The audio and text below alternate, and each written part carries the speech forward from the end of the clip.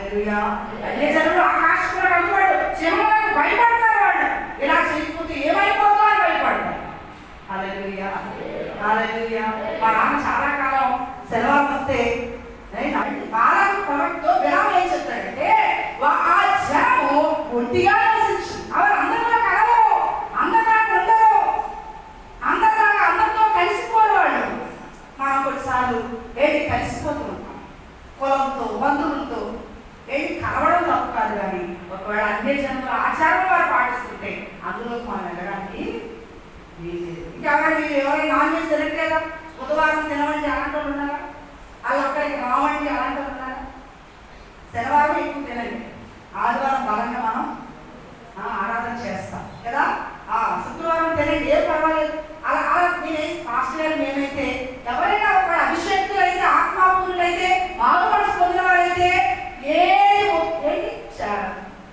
ఏమంటే కొల్లుపెట్టులో స్థలం మోలీసులు ఎవరు కొనలేదు, మోలీసులకి ఎవరు కొనకూడదట అని అన్నారు. ఏంటి అలాగే మన మందిరాల్లో కట్టబడ్డ మా మందిరాల్లో ఇక్కడ మోయాబురాలతో ఇశ్రాయేలు కలిసిపోయి ఏం చేశారట?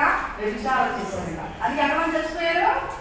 24,000 మంది చనిపోయినట్టుగా పోయిన వారం మనం విన్నాము. కాబట్టి మన అన్నిటితో కలిసిన ప్రతిసారి మనకి ఏమొస్తుందో చెప్పండి? నష్టమే వస్తుంది. హల్లెలూయా. కలిసిన అన్నిటితో కలిసిన ఏంటి? అన్నిటితో మనం ఇప్పుడు కూడా సహవాసం చేయకూడదు. వాళ్ళు ప్రేమించాలి, వారితో మాట్లాడాలి, కానీ వారితో కలిసిపోయి ఏంటి వారి లాగా మనం ఎక్కడ ఉండడానికి లేదు. వారి క్షణము ఏంటి? ఒంటరి క్షణం. వాళ్ళు ఒంటిగా నివాసం చేస్తారు. వారిని చూడగానే తెలుస్తుంది ఎవరో తెలుసా? వీరి ఇశ్రాయేలు, వీరి యూదులు, ఏంటి వీరి దేవుడి సంబంధులు అన్నట్టుగా తెలుస్తుంది. అలాగ మన జీవితాలు, మన కుటుంబాలు ఉండాలి. హల్లెలూయా, హల్లెలూయా.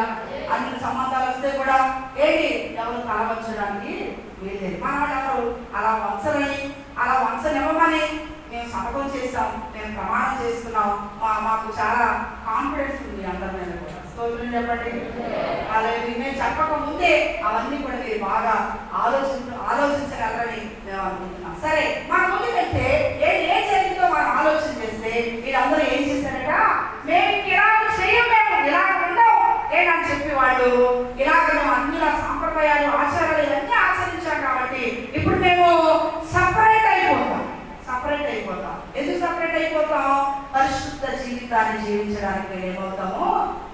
రెండవది ఏంటి? వాళ్ళు ఏదో సంకల్పం చేసుకున్నారు. రెండవది మేము ఇక్కడ నుంచి ఏంటి పరిశుద్ధులుగా, పవిత్రులుగా ఏంటి మరి ఇంకా మేము అన్యులతో కలవకుండా మేము ప్రత్యేకంగా జీవిస్తామని వారట శాపకము చేశారంట.